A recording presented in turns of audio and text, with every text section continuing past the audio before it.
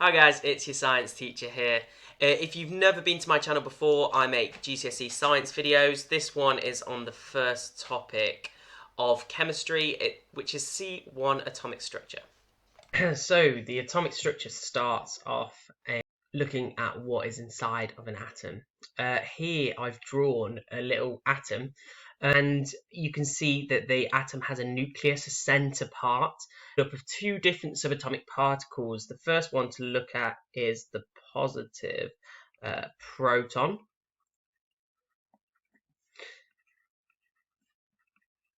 which has a charge of +1 and a mass of 1 atomic mass unit, and it is located, as I said, in that nucleus.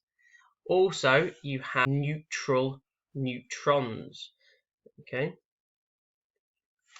And it's quite easy to remember neutrons because their name is like their charge, neutral, and that also has 1 atomic mass unit and found in the nucleus. The one exception which isn't found in the nucleus orbits the nucleus in shells and is called an electron. And it has a negative charge, a -1 charge. Now you have to remember its mass, and its mass is extremely small. It's in fact 1/2000 atomic mass units, almost 0, and it's found in shells, like I said, or you can say orbitals, whichever you prefer. And the reason why it's so important is because when you find elements in the periodic table, you see they have two numbers that accompany the element. And knowing the property of the subatomic particles is vital to understanding how the atom looks like and what the number of protons, neutrons, and electrons are inside of the atom. So using the periodic table, we can deduce how many protons, neutrons, and electrons are inside each atom. For example, with potassium here, it has 19 as the atomic number and 39 as the relative atomic mass. Now, what the atomic number tells us is how many protons we have in our nucleus. Now, it's sometimes called the proton number as well. If you go back to that table and we look at the charge on our protons, it's +1, okay? And because atoms have to be neutral, the amounts of pluses and negatives in our atoms must be equal. Equals how many electrons you have in that atom also. Now, the relative atomic mass is the number of neutrons added to the number of protons, because of the fact protons and neutrons are the only thing in your atoms that really have mass. I said the electrons is so small that you can assume it's almost 0. So the relative atomic mass is the number of protons added to the number of neutrons.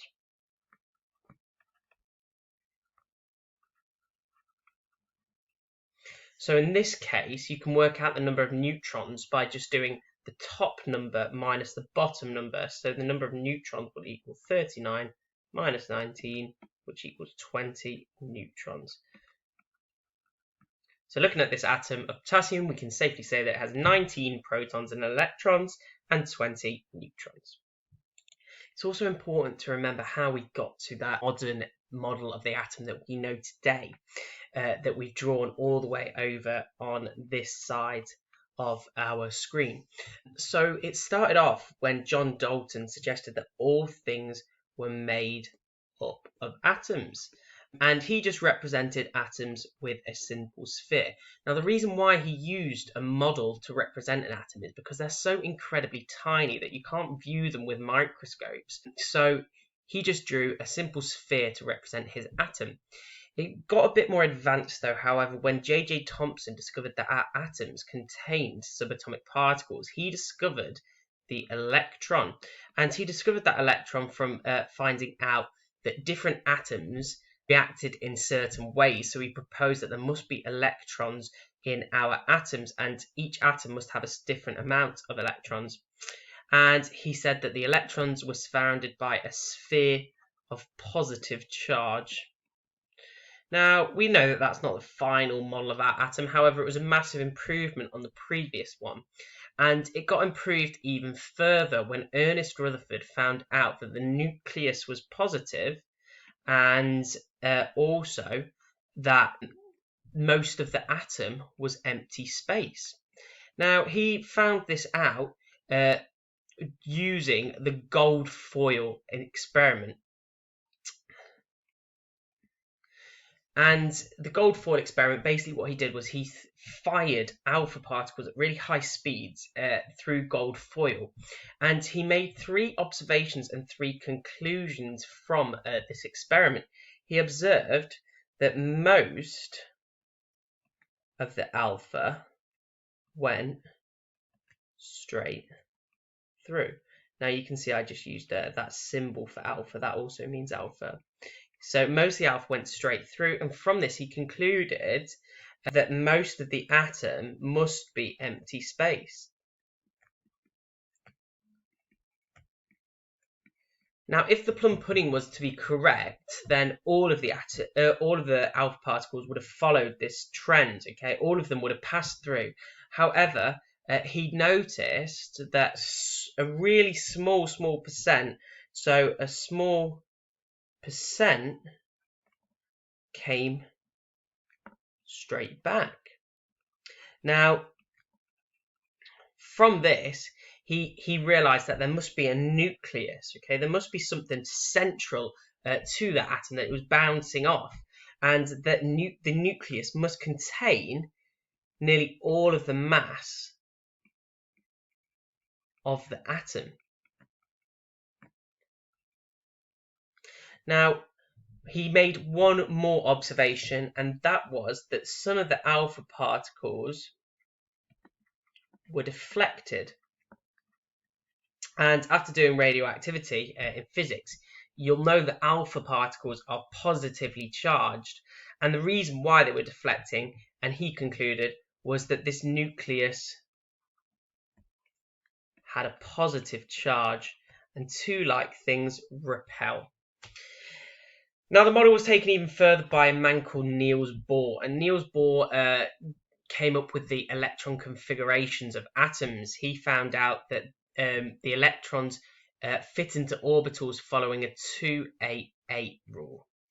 And that basically means that electrons can fill these electron orbitals, but there can only be a maximum of 2 electrons in the first shell. There can be 8 in the second shell, and there can be 8 also in the third shell.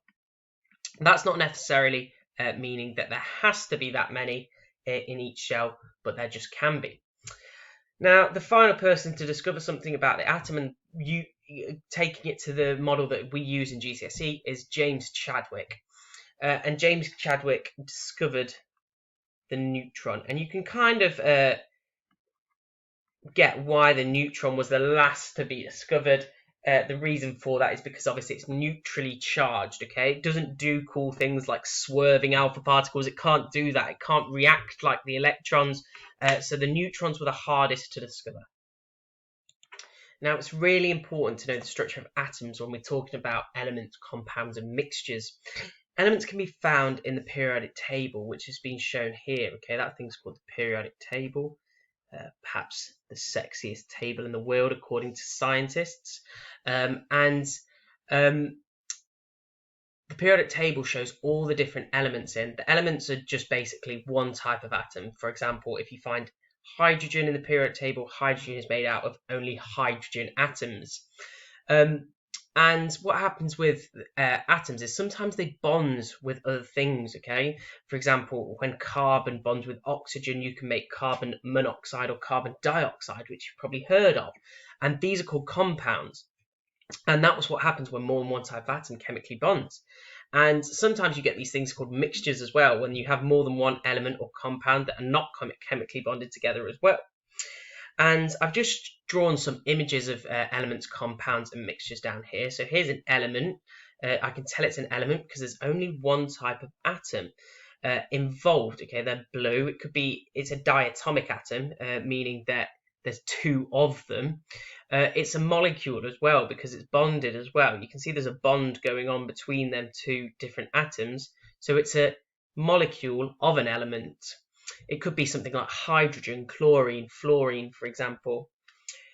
Down here I have a compound which shows two different types of atom that are chemically bonded together. You have a green atom here and a purple atom. This could actually be carbon dioxide or water because there's two different elements bonding together.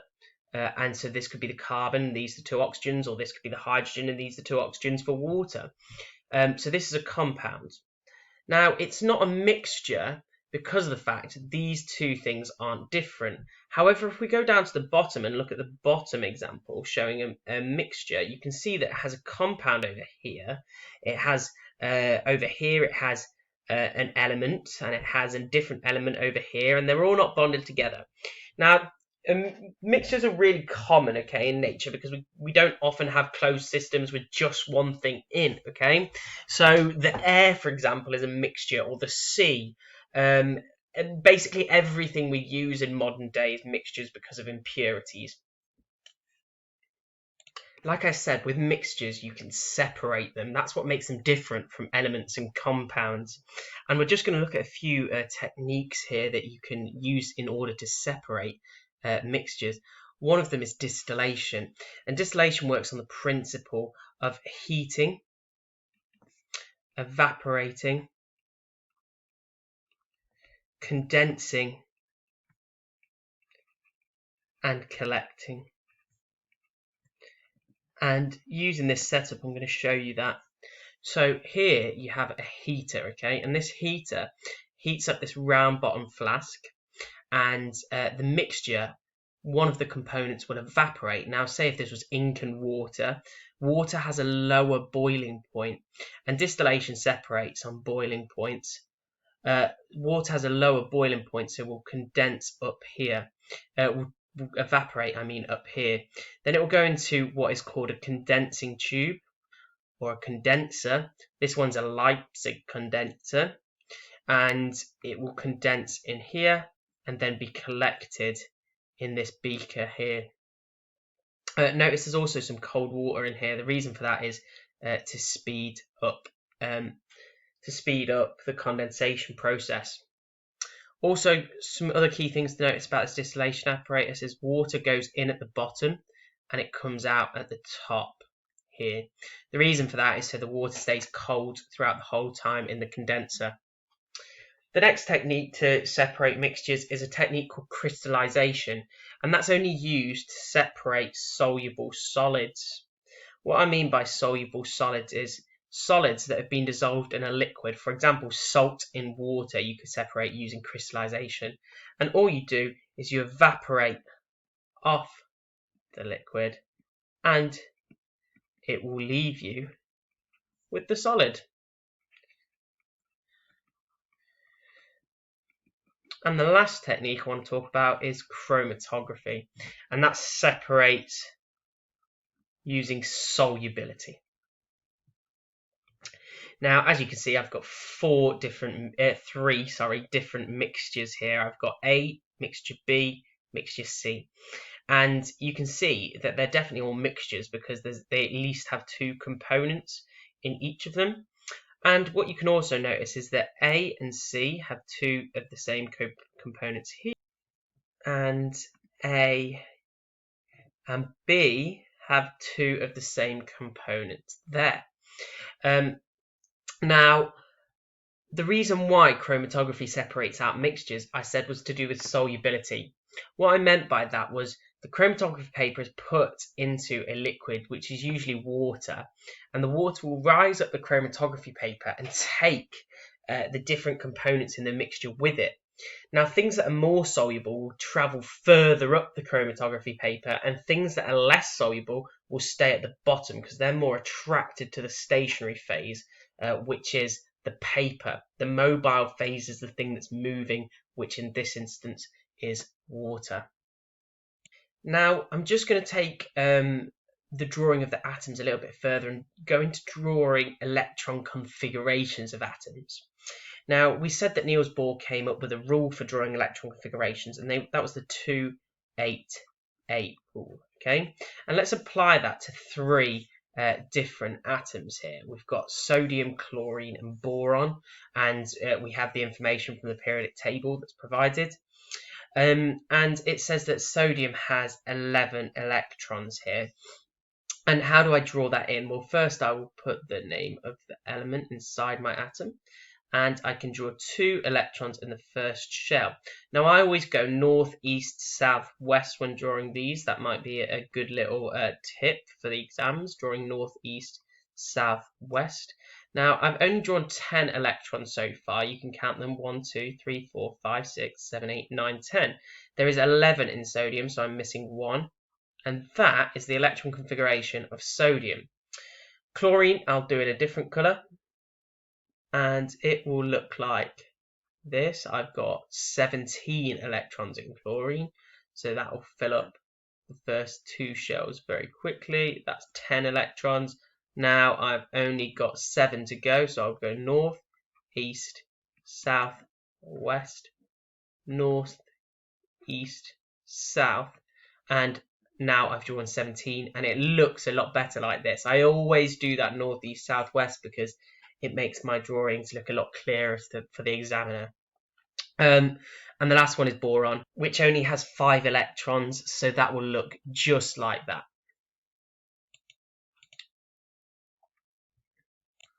Now, atoms can become ions when they lose or gain electrons. And because of this, they can become charged. They can either have a positive charge or negative charge, depending on whether they lose or gain electrons. The reason for the charge is because they have a proton and electron imbalance. There is either more protons than electrons or less electrons than protons, and we'll talk about that in a second when I draw a positive ion and a negative ion. So down here you can see that I have 2 ions. I have one of sodium and one of chlorine. When bonded, it makes sodium chloride. That's why I chose it, because they're really nice. Here I've drawn out what it says in the periodic table as well to help me draw it. So we'll just draw the 2 atoms up here. Now Na has a positive charge. You can see here it's represented with this plus sign.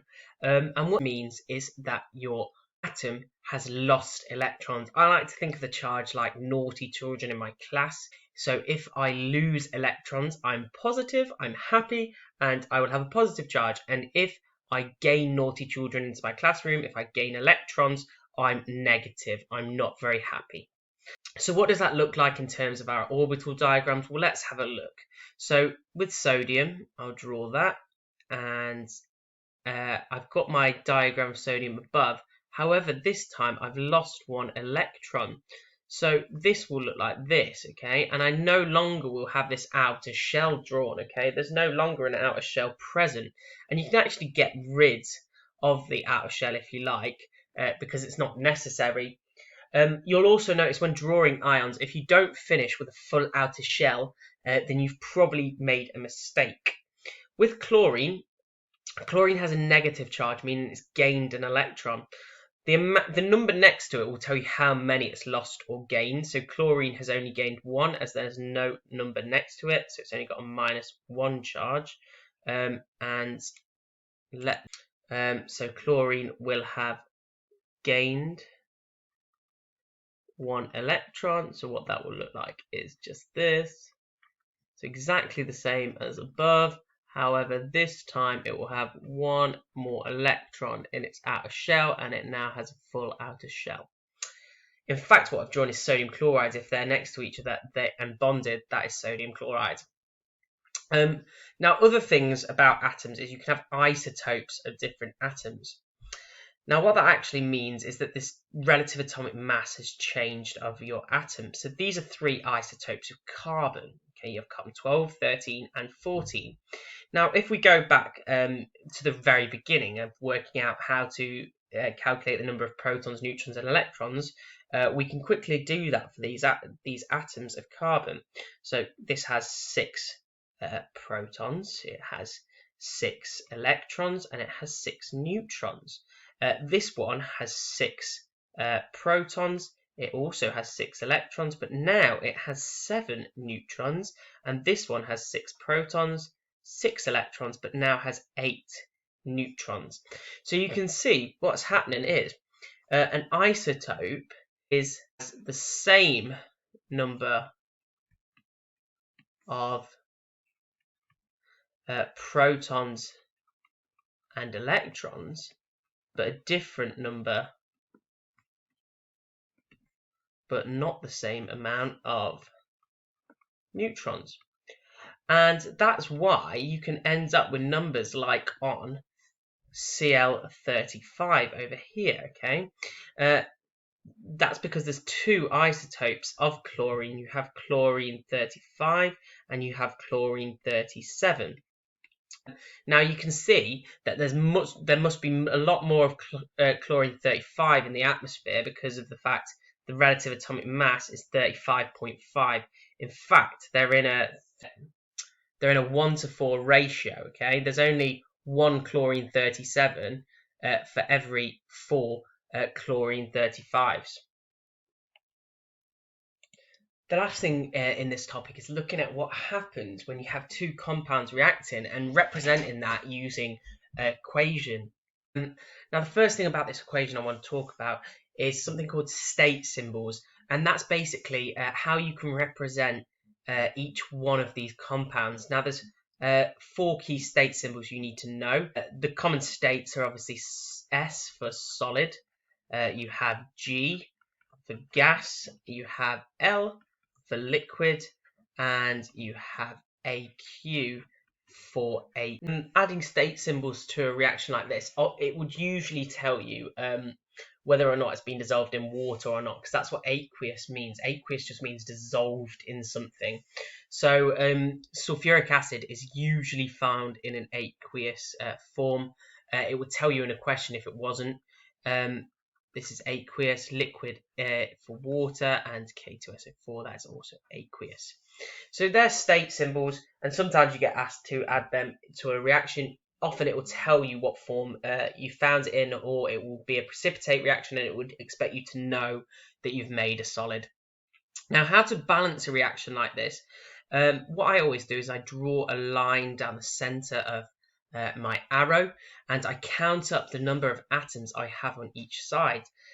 So on this side I have hydrogen, I have sulfur, I have oxygen, and I have potassium, and on this side I will also have hydrogen, sulfur, oxygen, and potassium. Now I count up how much of each of them I have on both sides. So on this side I have 3 hydrogens, I have 1 sulfur, I have 5 oxygens, I have 1 potassium, and on this side I have 2 hydrogens, I have 1 sulfur, I have 5 oxygens, and I have 2 potassiums. Now, am I happy currently? No, I'm not, okay? I'm not happy because they're not balanced, okay? And all reactions must be balanced. So I need to find a way of balancing this reaction. And I can't change numbers after an element because that would change the compound. I can only change the number at the start of an element. So I'll try and do that now. Now, what I always do is I always balance the metal first, or things that aren't oxygen and hydrogen, basically. I always balance them first. So let's do that. So there's 2 potassiums on this side, so I want 2 potassiums on this side. Now that changes my number of oxygens and hydrogens. And I'll show you how. So now there's 2 potassiums on this side, so I'm happy. But now there is an extra oxygen.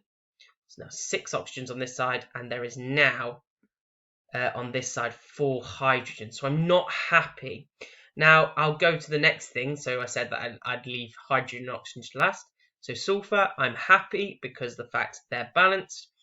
But oxygen and hydrogen now aren't balanced, so I need to sort that out. There's 6 oxygen on this side and only 5 on this side, so I can increase that by adding another oxygen, by having another H2O. Now I've got 4 H's on this side and I have 6 oxygens, and now you can see that you have a lovely balanced equation done and dusted. Thank you for watching this screencast.